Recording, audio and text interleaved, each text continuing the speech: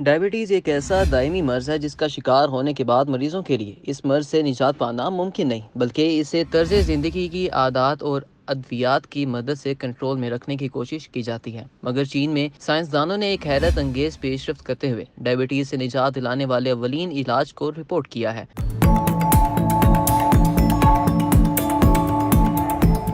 در حقیقت چینی سائنسدانوں نے ڈائبٹیز کے ایک 59 سالہ مریض کو سیل تھراپی کے ذریعے اسے دائمی مرض سے نجات دلانے میں کامیابی حاصل کی ہے۔ ایک 59 سالہ مریض کو سیل تھراپی کے ذریعے اس دائمی مرض سے نجات دلانے میں کامیابی حاصل کی ہے، جس کے بارے میں تحقیق کے نتائج اب جاری کیے گئے ہیں۔ ساؤتھ چائنا مارننگ پوسٹ کی رپورٹ کے مطابق اس مریض کا علاج 2021 میں شروع ہوا اور 2022 سے اسے ادویات کے استعمال کی ضرورت نہیں پڑی۔ اس تجرباتی طریقہ علاج کے ذریعے لبلبے میں انسولین تیار کرنے والے مصنوعی خلیات کو بنایا جاتا ہے، جس سے بلڈ شوگر کی سطح کو کنٹرول کرنے میں مدد ملتی ہے۔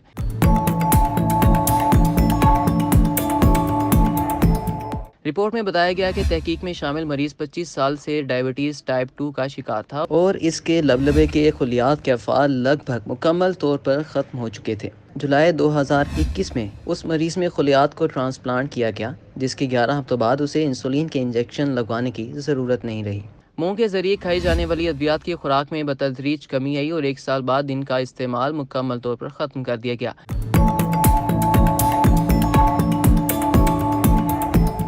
اس کے بعد بھی مریض کی صحت پر نظر رکھی گئی اور دریافت ہوا کہ اس کے لبلبے کے خلیات کے افعال مکمل طور پر بحال ہو گئے ہیں۔ اب یہ مریض 33 ماہ سے ڈائبٹیز سے محفوظ ہے۔ اس طریقہ علاج کے لیے محققین نے مریض کے خون کے مونو نیوکلیئر خلیات کو تبدیل کر کے لبلبے کے خلیات میں تبدیل کیا۔ اس تحقیق کے نتائج جنرل سیل ڈسکوری میں شائع ہوئے۔ یوٹیوب پر گوگلی نیوز دیکھنے کے لیے youtube.com کی سرچ بار میں googly news T V type کریں۔ گوگلی نیوز کے پیج پر سرخ رنگ کے سبسکرپشن والے بٹن پر کلک کرنا نہ بھولیے۔ یوٹیوب پیج پر اپلوڈ ہونے والی ویڈیوز سے باخبر رہنے کے لیے بیل آئیکن پر کلک کیجیے۔ آپ کو ہر نئی ویڈیو کے بارے میں نوٹیفیکیشن موصول ہو جائے گا۔